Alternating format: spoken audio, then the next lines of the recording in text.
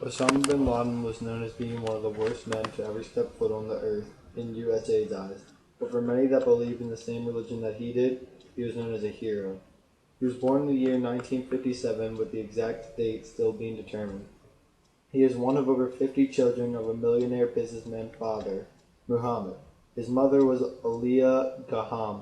Osama attended school at Al-Thagr Model School, which started teaching him his Islamic ways, but he did not get very into his religion until attending college at King Abdul Aziz University, where a professor taught him different methods.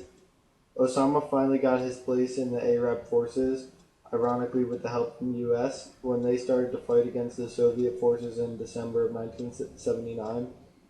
From this, Osama learns that he wants to someday become his own leader, so he moves to Peshawar and starts importing arms and utilities to start a small group of fighters.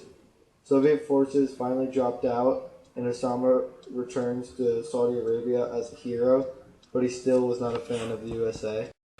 This is what happened before Osama chose to join forces with Saddam Hussein and the Al-Qaeda, and from there they invaded Kuwait to take down the Saudi Arabian forces who were allies with the US.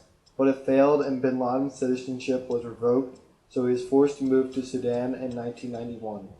In Sudan, Osama starts training other terrorists from the tactics that he learned from US and other people.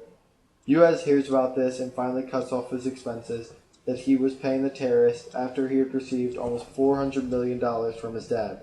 Sudan didn't want him in their country anymore because they didn't want to get involved with anything that was going on between him and other countries. So he was forced to move to Afghanistan. This is where bin Laden issued a jihad, or a religious decree, against the United States. In August 1998, after a recent meeting with other terrorists, 2 bombs exploded, blowing up American embassies in Tanzania and Kenya. U.S. had no evidence to prove that it was him, but they pointed a finger at Osama. From there came the worst terroristic attack to ever happen in U.S. history, 9/11, where bin Laden ordered men to destroy the World Trade Center using 2 planes. After this, U.S. was so pissed off they launched a massive bombing series on Afghanistan, and later a war, which made these men go into hiding. After almost 10 years of hiding, he was found in his compound when a group of Navy SEALs attacked and killed him along with 3 other men.